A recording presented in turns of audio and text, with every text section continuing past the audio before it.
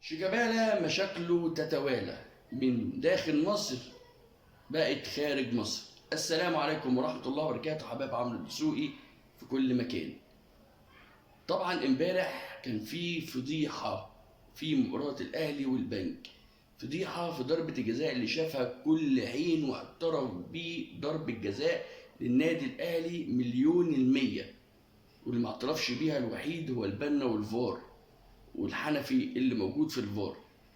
القصه كلها مش في دي بس، القصه كلها لما الاداره الفنيه متوسله في كوره راحوا للحكم الرابع ويكلموه ان الفار يبص عليها، قال لهم ان الفار عطلان، الفار شغال من اول دقيقه في المباراه وعطل في لحظه ضربه جزاء ورجع تاني اشتغل عادي جدا لما حدود ضربه الجزاء خلصت.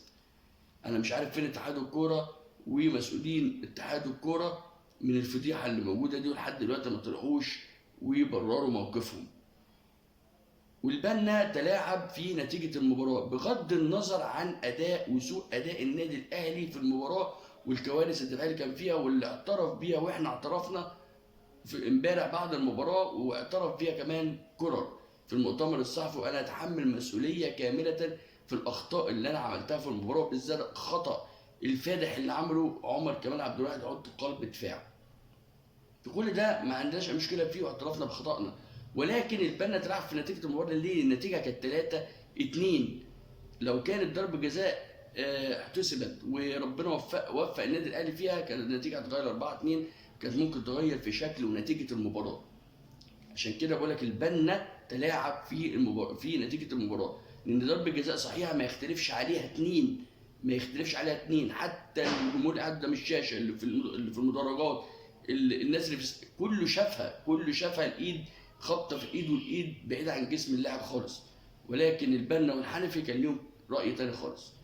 فعلى مسؤول النادي الاهلي، مسؤول النادي الاهلي لازما يشتكوا ولازما يجيبوا حق النادي الاهلي في اخطاء التحكيميه الفادحه اللي بتحصل في الاهلي والحكام الفاسدين اللي بيحكموا للنادي الاهلي. ده واضح، لازم الاتحاد، لازم اداره النادي الاهلي تتحرك في النطاق ده.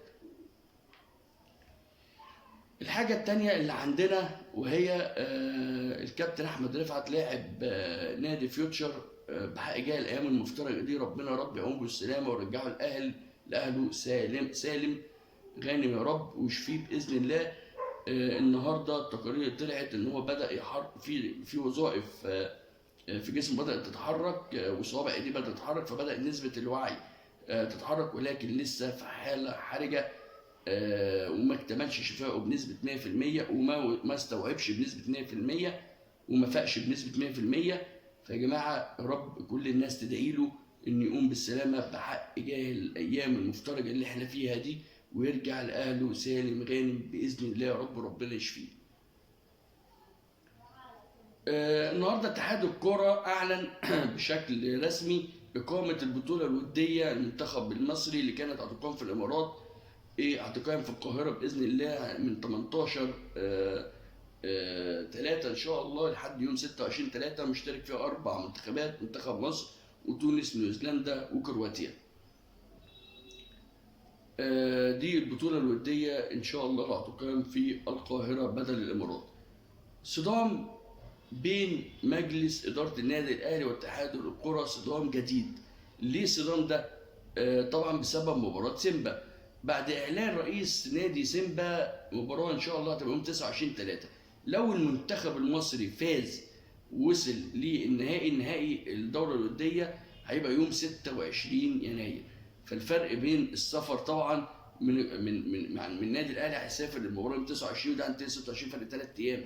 طبعا انتوا عارفين القوام الكامل للنادي الاهلي 10 لعيبه من النادي الاهلي مشاركين مع المنتخب المصري، فطبعا اجهاد باللعيبه جدا. والمباراه طبعا مهمه في دور اقصائي، دور الثمانيه مش دور مجموعات او تجميع نقط، ده دور اقصائي، فطبعا هيحصل مشاكل كبيره. وده مسؤول النادي الاهلي قالوا للمنتخب المصري لازم يحلوا المشكله ديت، ولسه مستنيين رد اتحاد الكره على مجلس اداره النادي الاهلي. اللي اتكلمنا عليه في البدايه هو شيكابالا. ومشاكله اللي بتتوالى. امير سعودي، امير سعودي يفضح شيكابالا. النهارده امير سعودي يفضح شيكابالا. يفضح شيكابالا بايه؟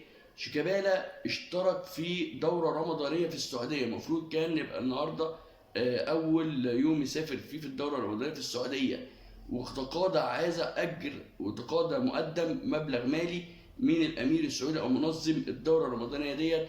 وللاسف شيكابالا ما سافرش، وامير السعودي فضحه النهارده على وسائل السوشيال ميديا، وشيكابالا خد مبلغ مالي منه وما سافرش، ولا حتى اعتذر ولا حتى رجع المبلغ المالي. يعني شيكابالا مش عارف بيلعب في الزمالك ولا بيلعب في دوره رمضانيه. هل الكلام ده قانوني داخل نادي الزمالك؟ هل نادي الزمالك هياخد اجراء ضد شيكابالا بسبب ان اتفق على دوره رمضانيه؟ ما اعرفش ازاي لعيب داخل نادي كبير زي نادي الزمالك يشترك في دوره رمضانيه وفي السعوديه. هل خد اذن اداره نادي الزمالك؟ هنشوف بقى برضو الفتره اللي جايه دي نادي الزمالك هيطلع قرار بعد الفضيحه اللي طبعا حصلت منه في السعوديه في نهائي الكاس، ومشكلته مع جمهور النادي الاهلي. مش مع جمهور النادي الاهلي بس، لا ده اهان كمان اداره نادي الاهلي واداره مجلس اداره لسه كمان ما اتخذش اجراء، واتحاد الكوره في اجراء هياخده ونسبه كبيره هيتم وقفه لمده 8 مباريات. عايزين نشوف بقى المشكله دي نادي الزمالك هياخد اجراء مع اللاعب ولا لا. شيكابالا مشاكله تتوالى.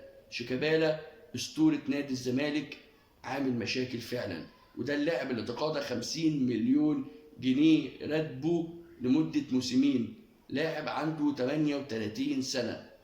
فضايح شيكابالا تتوالى يوم بعد يوم. اشوفكم في اخبار جديده مع عمرو الدسوقي في حلقه جديده. يا رب تكون عجبتكم.